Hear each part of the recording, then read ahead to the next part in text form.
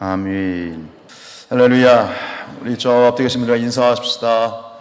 진지 드셨나요? 예, 식사 못하고 계신 분들도 계실 건데 하나님이 주시는 영의 양식이 풍성하게 내리시길 축복합니다. 자, 오늘 우리 누가복음 5장 36절로 39절, 이제 바리새인들을 중심으로 한 유대 종교 지도자들이 예수님의 그런 어떤 모습들을 보면서 예수님의 메시지나 예수님의 행동들을 보면서 굉장히 고가화하고 있어요. 그러면서 계속 이 태클을 걸고 들어오는데, 그것에 대해서 예수님께서는 피하지 아니하시고 적극적으로 대면을 하시고 그리고 논쟁을 하시죠. 그래서 앞서서 이제 나는 의인을 부르러 온 것이 아니다. 누구를 부르러 왔다?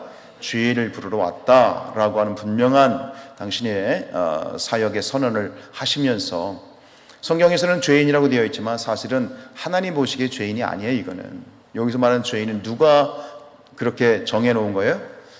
유대 종교 지도자들이, 세리나 이런 어떤 자들에 대해서 지금 그것을 유대 종교 지도자들이 자기들의 틀을 만들어 놓고, 그건 하나님이 주신 말씀도 아니에요. 그냥 자기들이 만든 전통이에요. 전통. 그러니까 그 전통의 틀에 맞춰 놓고 거기에 부합되지 않는 자들을 죄인이라고 정죄하고 매도하면서, 그걸 가지고 이제 그런 사람들과 함께, 세리와 함께 예수님이, 자기들은 죄인이라고 부르는데 그 사람들과 함께 예수님이 같이 겸상을 하고 그들의 친구가 되어주시고 그들과 교제하는 걸 보면서 마음에 안 드는 거예요. 그러니까 자꾸 예수님을 공격하게 될 때, 이제 앞에서 하셨던 그런 비유 있죠. 혼인잔치의 비유, 금식 때문에, 그죠?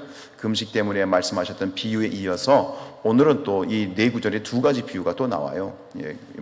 생배 조각의 비유와 새 포도주의 비유.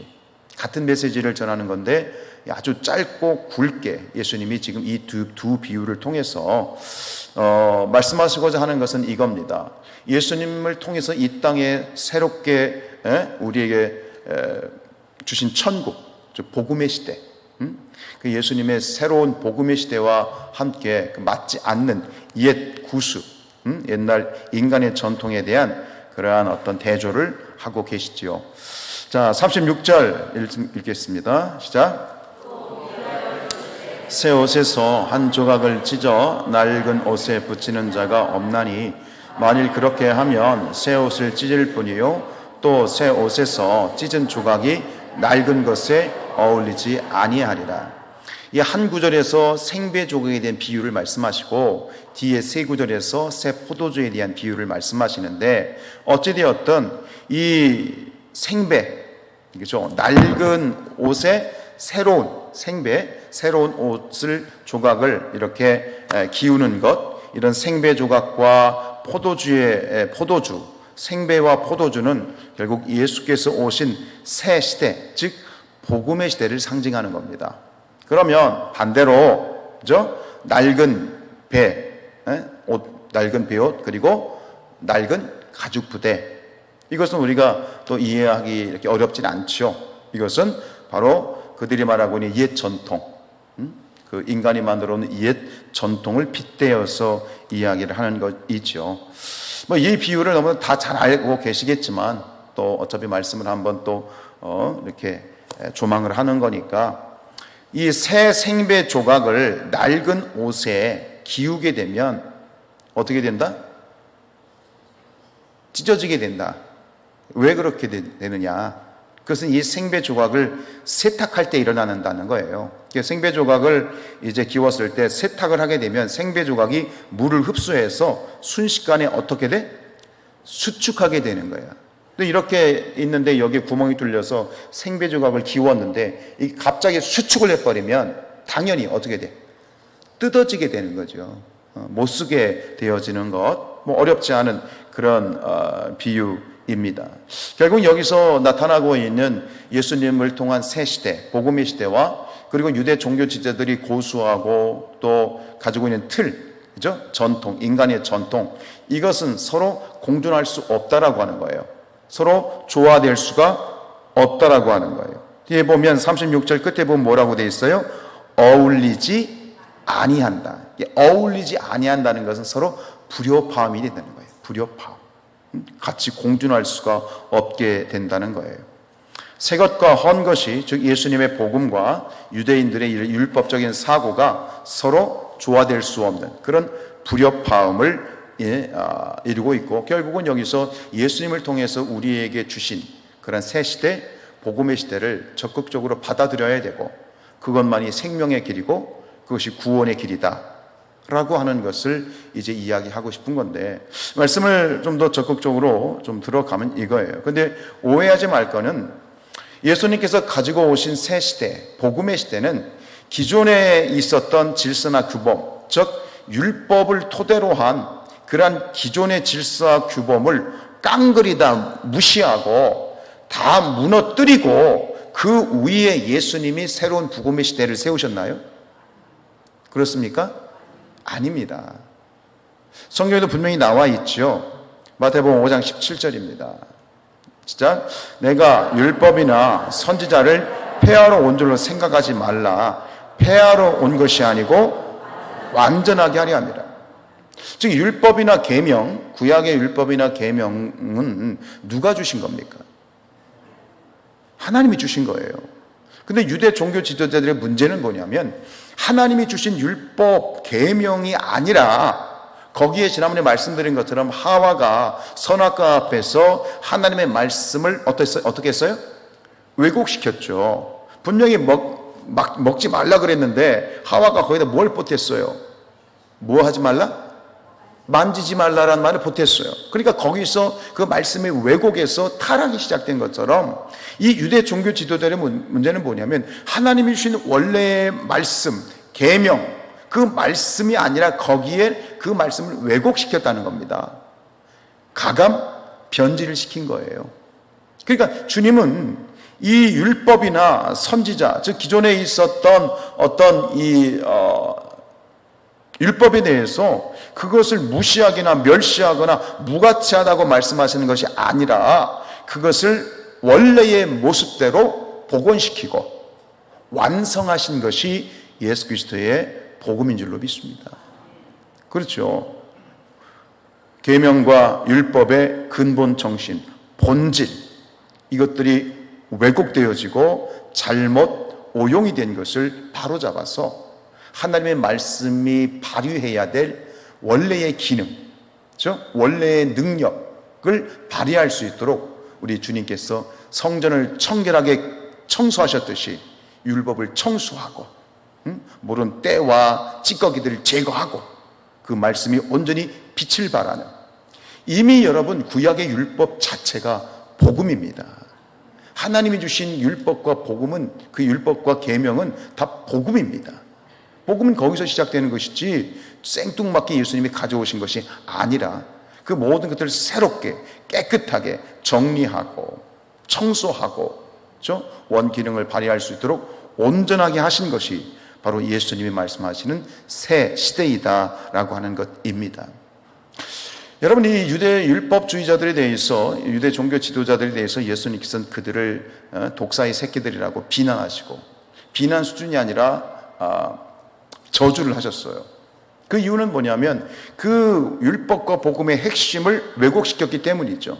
그럼 우리가 구약이든 신약이든, 구약의 율법을 보든 신약에 있는 모든 것들을 보든 구약계 신약의 모든 것을 보든, 모든 율법과 계명은, 완성은 무엇이냐, 그 본질이 무엇이냐, 예수님께서 말씀하시는 율법과 계명의 본질이 뭐냐라는 거예요.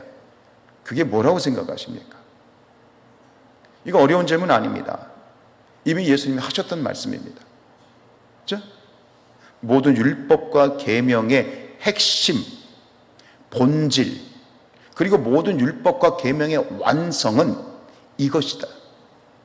무엇입니까? 그게 뭐예요?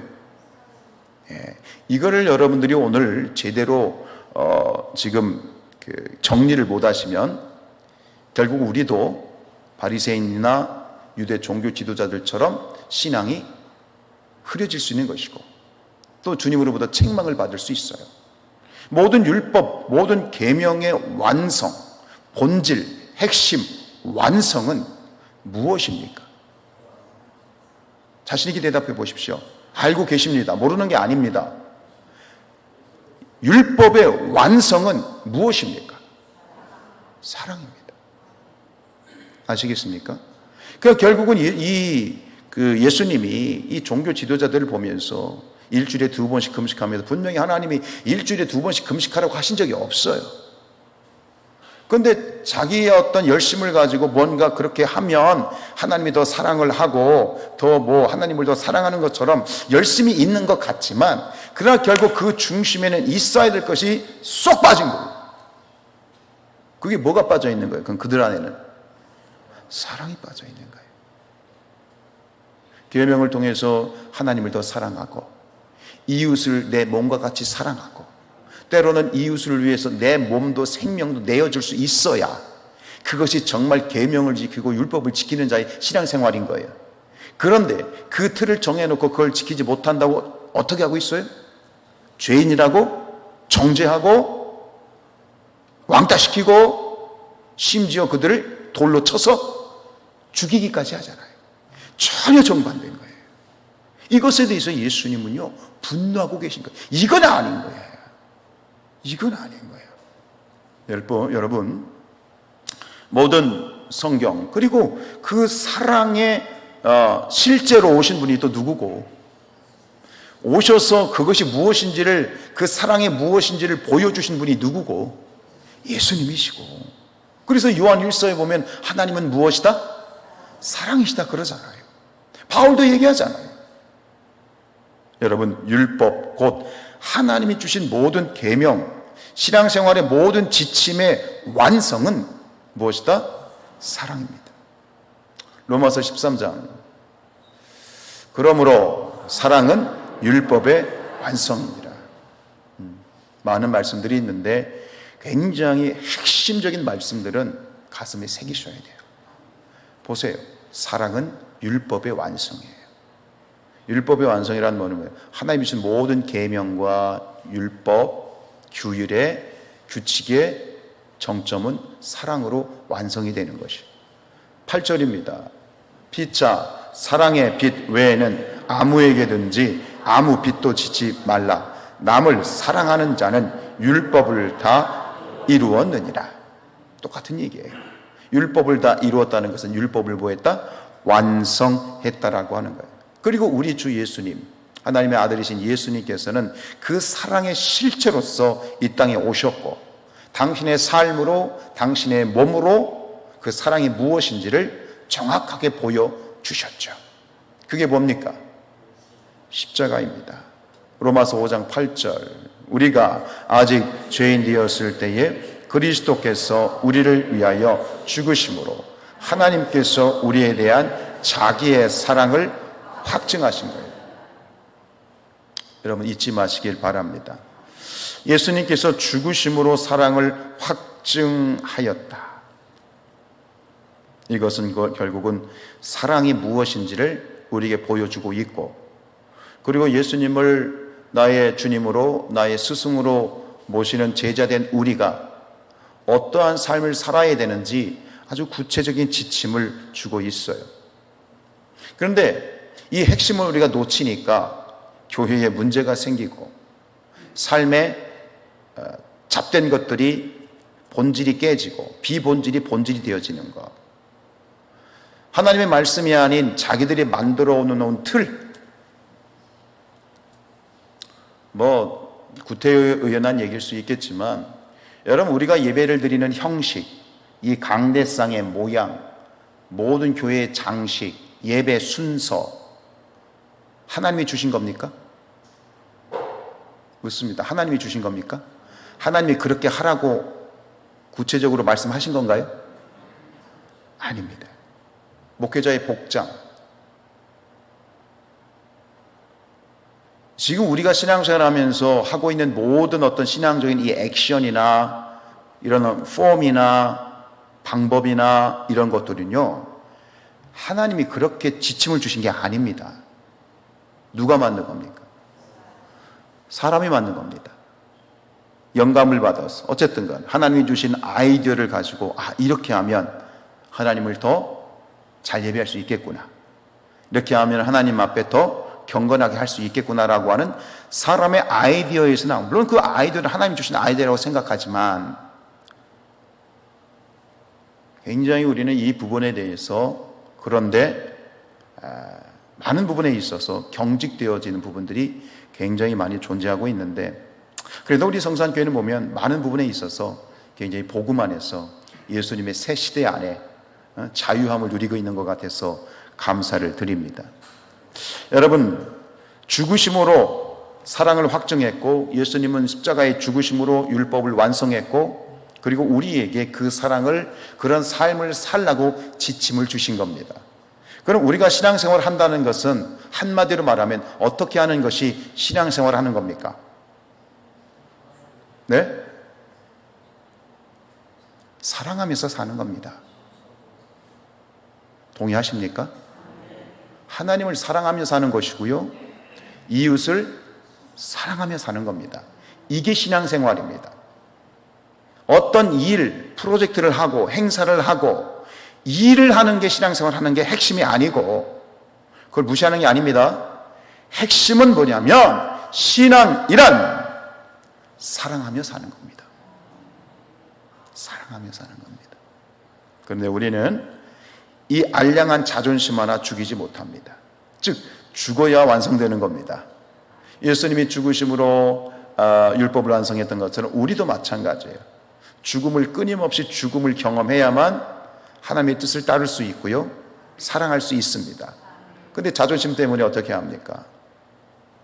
나 그 자존심 때문에 다른 사람을 미워하거나 그러지 않습니까?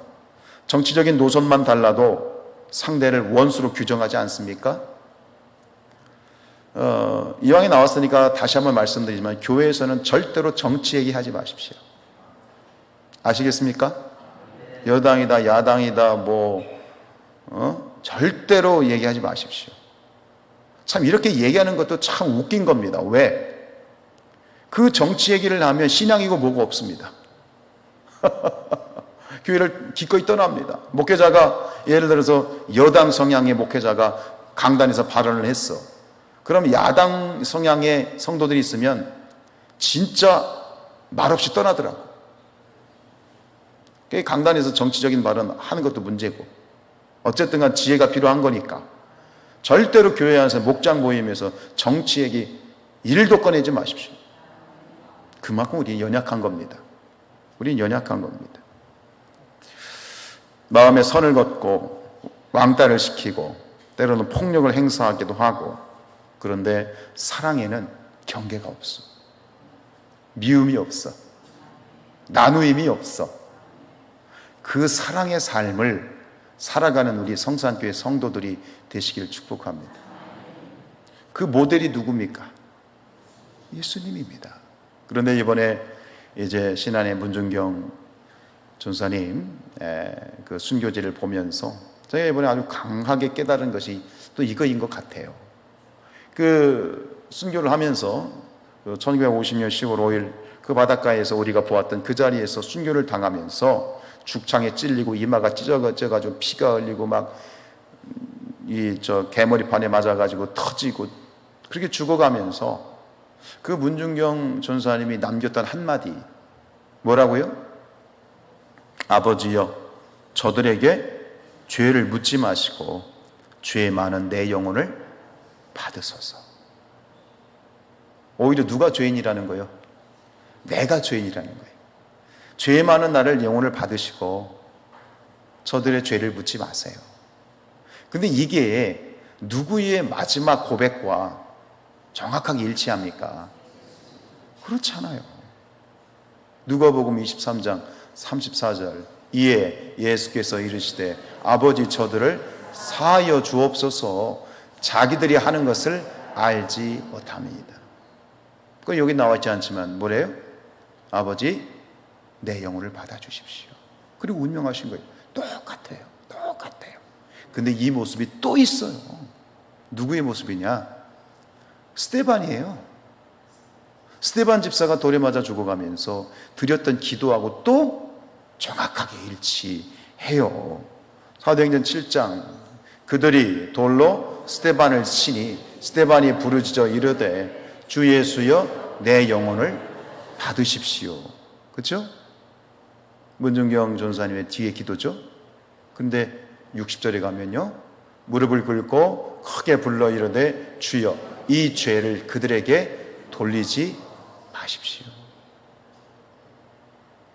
어쩜 이렇게 똑같습니까?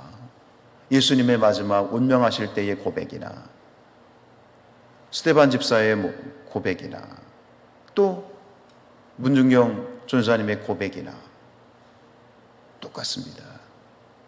이게 뭡니까? 바로 완성된 신앙의 모습입니다. 그 죽음의 순간에 오히려 저들을 불쌍히 여겨주시고 내가 죄인입니다. 내 영혼을 주님 받아주시고, 이게 뭐냐? 이게 바로 완성입니다.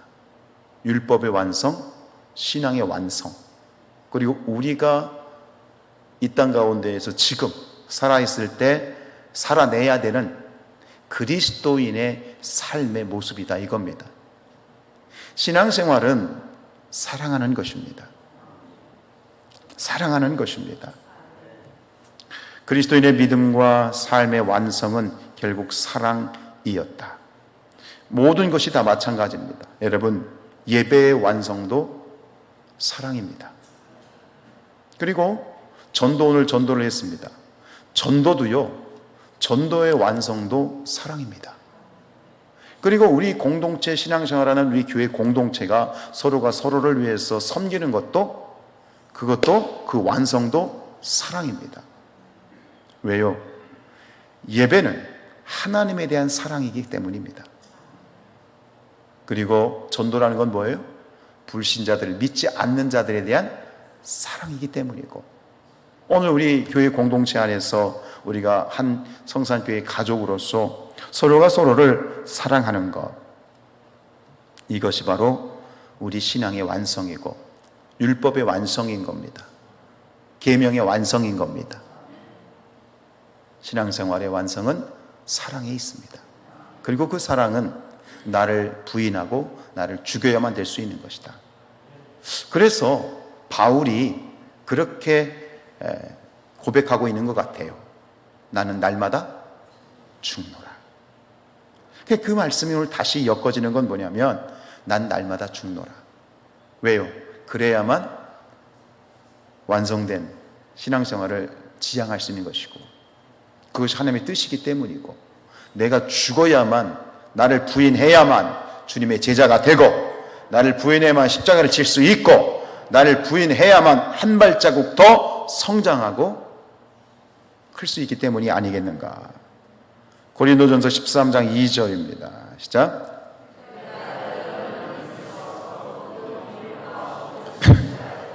또 산을 옮길 만한 모든 믿음이 있을지라도 사랑이 없으면 내가 아무것도 아니다.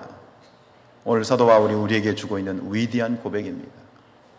사랑은 세상 사람들이 생각하는 그런 차원이 아닙니다. 주님이 우리에게 원하시는 사랑은 모든 율법의 완성이며 신앙의 정점이고 또 신앙의 꽃이며 신앙의 열매라고 다시 한번 오늘 깨닫게 됩니다. 근데 문제는 바리새인들에게는 이게 없는 겁니다.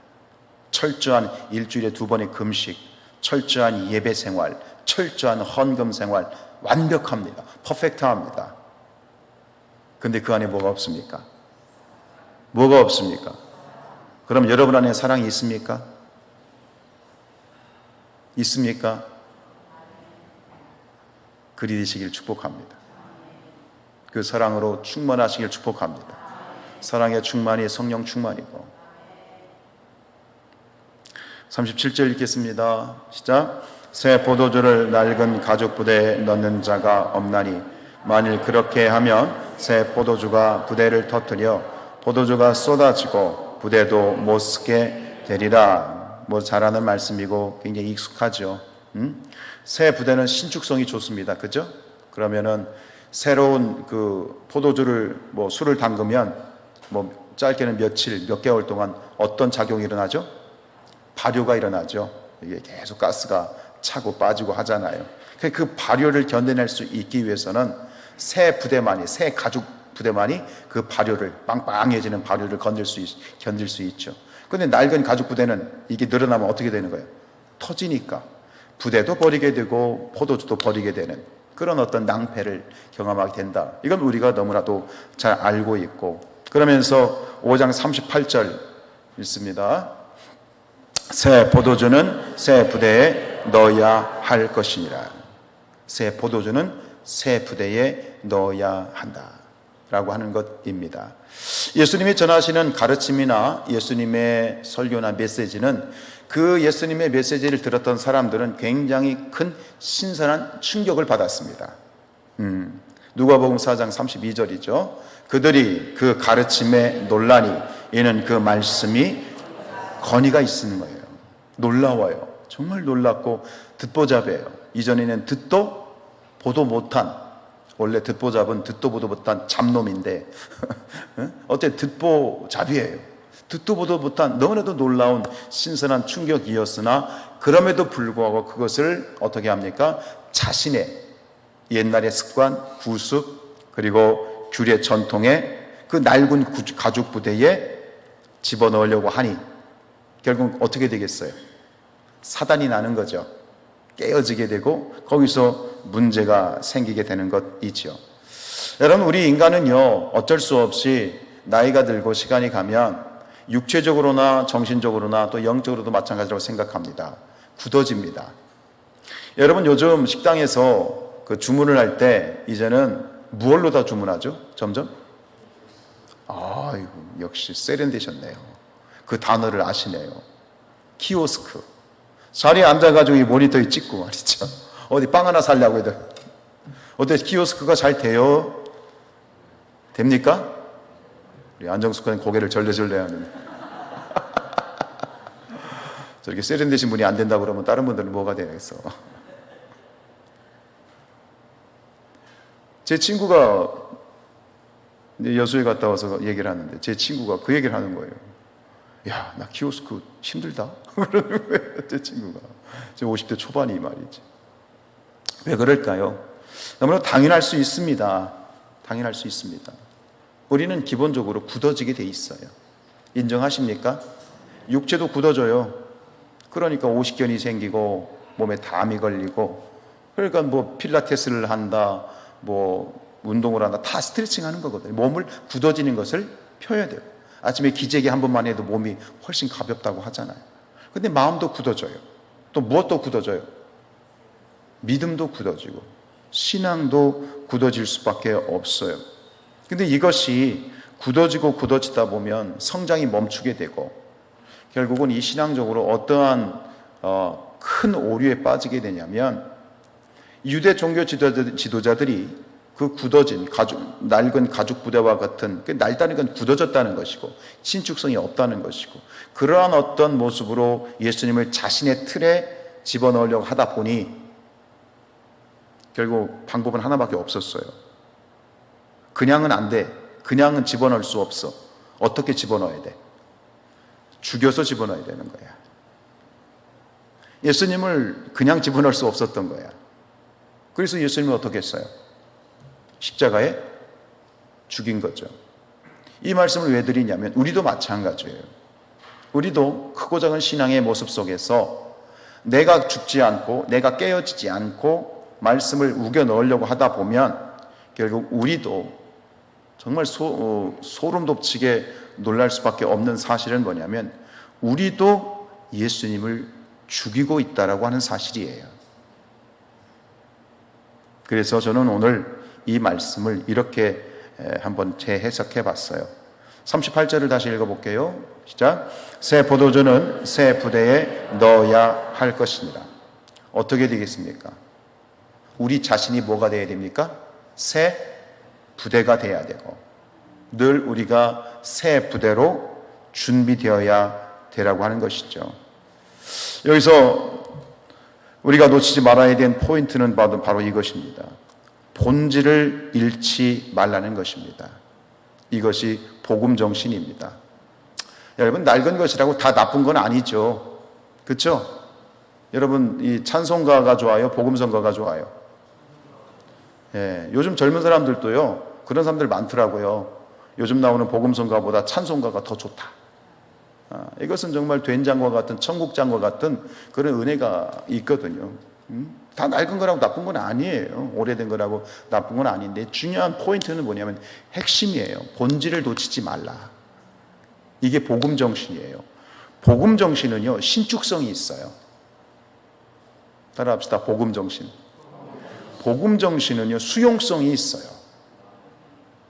그래야 우리가 이 복음 정신을 가진 그리스도인이 되는 거예요.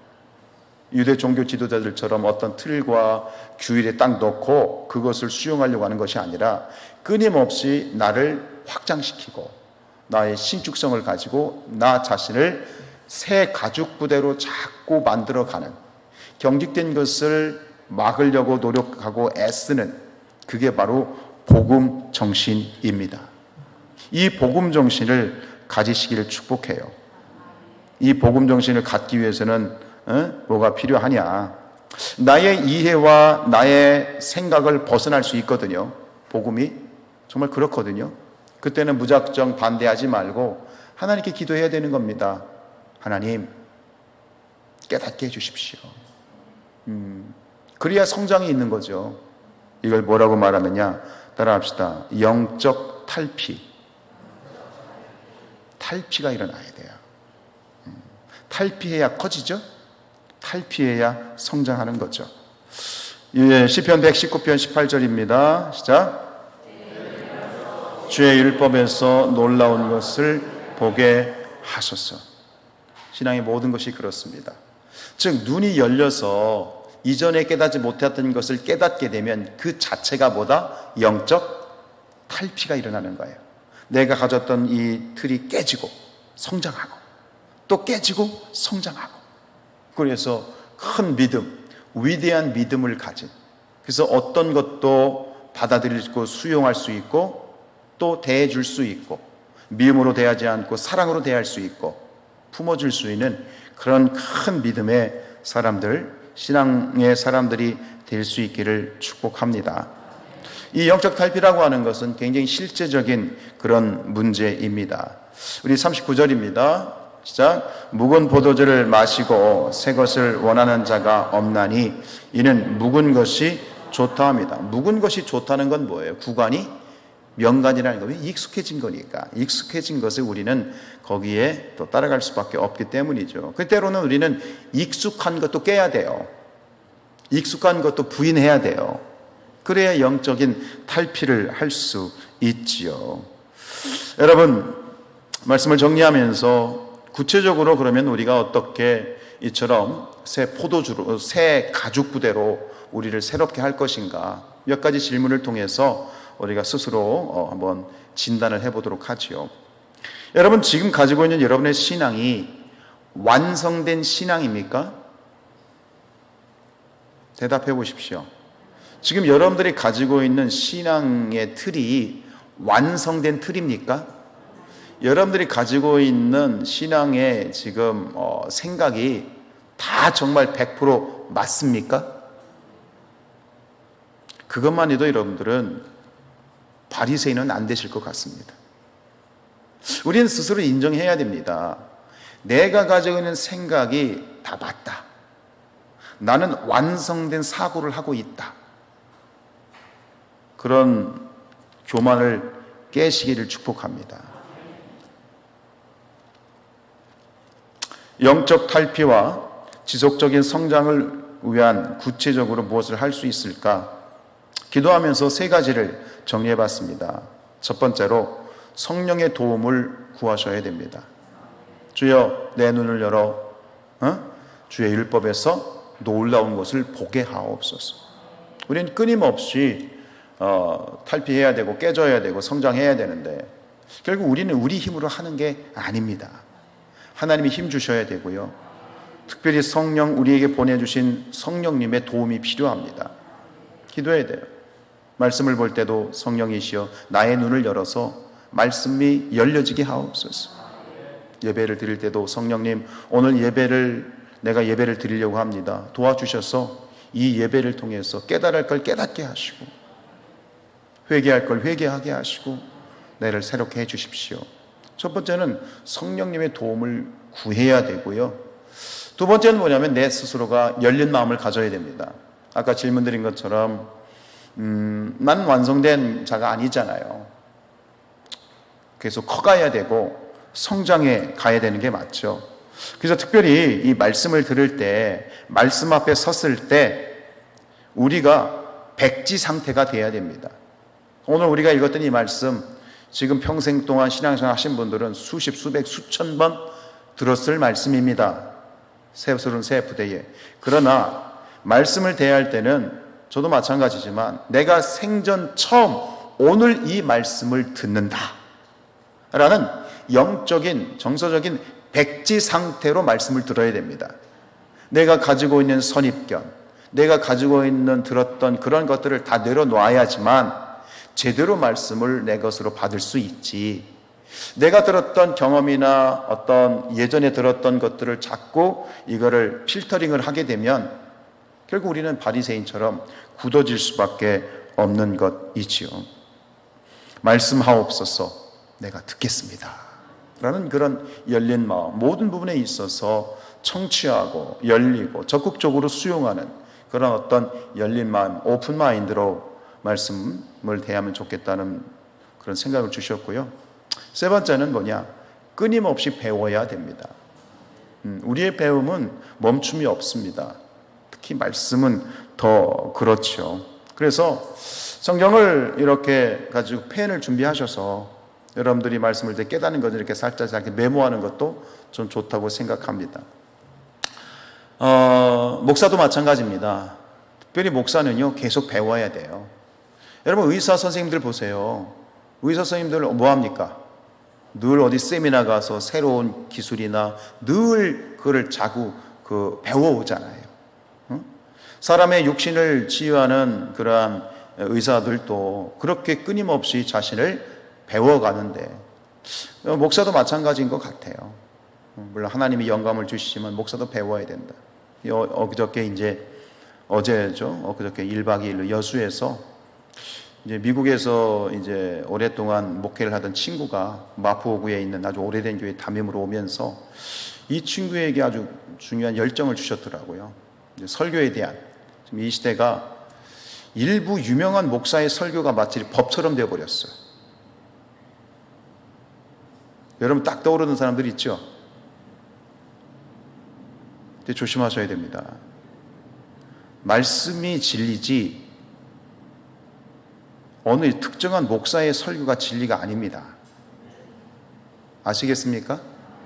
여러분이 좋아하는 목회자들의 설교를 이렇게 인터넷이나 유튜브나 듣는 건 좋습니다만 분명히 아셔야 될 건 뭐냐면 말씀은 말씀 그대로 내가 받을 수 있어야지 특정한 누구가 하는 말이 마치 진리인 것처럼 그런 식으로 신앙생활하면 큰 오류에 빠질 수 있습니다. 그래서 이 설교 공방이라고 하는 아주 젊은 이 목회자들이 모여서 굉장히, 그래서 이제 독일의 아주 천재 신학자였던 디트리 보네퍼의 생애와 그리고 그 설교들을 이제 가지고 아주 1박 2일 동안 치열하게 서로 논쟁을 하면서 정말 그 이야기들, 그리고 여수에 가면 우리 감리교회 목사님 중에 이 독일어 번역에 아주 탁월한 분이 계셔요. 김순현 목사님이라고. 그래서 제가 우리 교인들하고 같이 가면 좋겠다. 그 목사님이 또 그 2가지를 하루 종일 하시는, 첫 번째는 정원을 꾸밉니다. 정원. 그 정원이 아주 유명한 정원이에요. 그래서 하루 3시간, 4시간 정원 꾸미고 그 나머지 시간은 책상에 앉아서 번역하고 연구하는 그런 분인데 아주 귀한, 학교 다닐 때 이렇게 좀 뵀던 분인데 오랜만에 뵈서 참 좋았어요. 우리도 마찬가지예요, 여러분. 끊임없이 배워야 됩니다. 말씀을 배우고 마음이 열리고 주여 깨닫게 하옵소서. 여러분들이 예배 시간 설교에 와서 그냥 아멘 아멘 하는 것도 좋지만 깨달음이 있어야 돼. 눈이 열려야 돼. 진리를 진리로 볼 수 있는 눈이 열려야 돼. 다른 교회 성도님들은 저는 모르겠어요. 신경 쓰고 싶지도 않고. 우리 성생교회 성도들은요, 우리만의 놀라운 진리, 노력함이 있어야 되는 거야. 애씀이 있어야 되는 거야. 그런 놀라운 진리를 통해서 저 바리새인들 유대 종교 지도자들과 같이 우리가 그런 어리석은 그런 교만이나 그런 어리석음에 빠지지 않고 오직 진리 안에서 날마다 승승장구할 수 있는 일신 후 일신할 수 있는 그런 성산의 우리 모든 가족들 되시기를 주님의 이름으로 축복합니다.